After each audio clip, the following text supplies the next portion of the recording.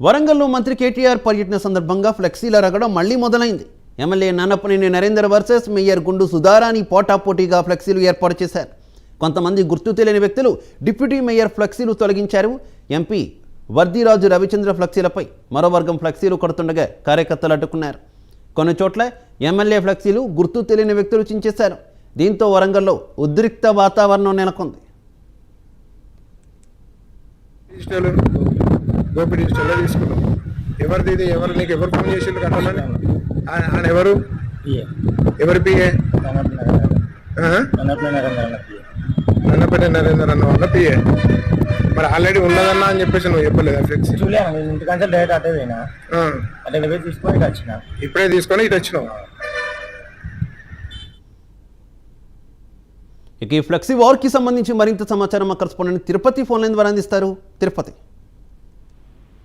ఇవాళ వరంగల్ జిల్లాలో మంత్రి కేటీఆర్ పర్యటించబోతున్నారు. ఉదయం నుంచి సాయంత్రం వరకు ఆయన కార్యక్రమాలు వరంగల్ జిల్లాలో కొనసాగుతున్నాయి. ఈ నేపథ్యంలో వరంగల్ తూర్పులో ఫ్లెక్సీల రగడ కొనసాగుతుంది. కేటీఆర్ పర్యటన సందర్భంగా MLA Nannapaneni Narender versus mayor గుండు సుధారాణి అన్నట్లుగా పోటాపోటీగా ఆ ఫ్లెక్సీలను ఏర్పాటు చేశారు. మరోవైపు డిప్యూటీ మేయర్ ఫ్లెక్సీలను గుర్తులను వ్యక్తులు తొలగించారు. ఎంపీ వర్దిరాజు రవిచంద్ర ఫ్లెక్సీలపై మరో వర్గం ఫ్లెక్సీలు కడుతుండగా ఆయన అనుచరులు కార్యకర్తలు అడ్డుకున్నటువంటి పరిస్థితి కనబడతా ఉంది. కొన్ని చోట్ల ఎంజిఎం సర్కిల్ కావచ్చు, పోచమైన్ రోడ్ లో ఎమ్మెల్యే నన్నపనేని నరేందర్ ఏర్పాటు చేసిన ఫ్లెక్సీలను గుర్తులను వ్యక్తులు కట్టేసినటువంటి పరిస్థితి.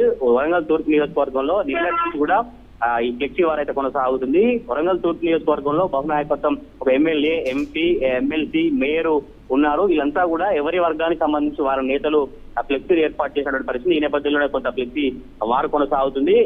మంత్రి కేటీఆర్ వరంగల్ తూర్పు పరకాల నియోజకవర్గంలో 1456 కోట్లతో ఇవాళ అభివృద్ధి పనులకు శంకుస్థాపన ప్రారంభోత్సవాలు చేయడం. మొదటగా ఆయన కాకతీయ మెగా టెక్స్టైల్ పార్క్ కు చేరుకుంటారు. అక్కడ 840 కోట్లతో యంగ్ కంపెనీ వస్త్ర పరిశ్రమకు భూమి పూజ చేస్తారు. ఆ తర్వాత దక్షిణ కొరియాకు సంబంధించిన కంపెనీతో ఆయన సమావేశమైన తర్వాత అక్కడ నుంచి నేరుగా 22,000 మంది ఉపాధి లభిస్తున్నట్టు కూడా టీఆర్ఎస్ మంత్రులు ఎమ్మెల్యే చెప్పిన పరిస్థితి. ఆ తర్వాత వరంగల్ తూర్పు నియోజకవర్గానికి మంత్రి కేటీఆర్ చేరుకుంటారు. వరంగల్ కలెక్టరేట్ కు శంకుస్థాపన, మోడల్ బస్ స్టాప్ స్టేషన్ కు భూమి పూజ చేస్తారు.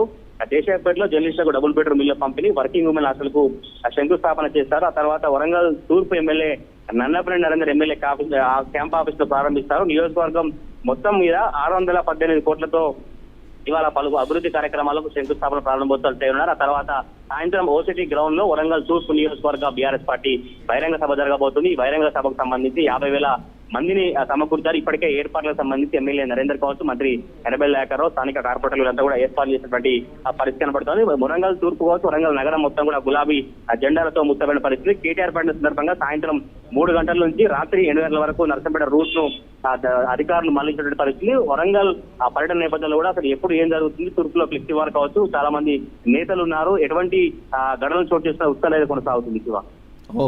Okay Tirupati, thank you.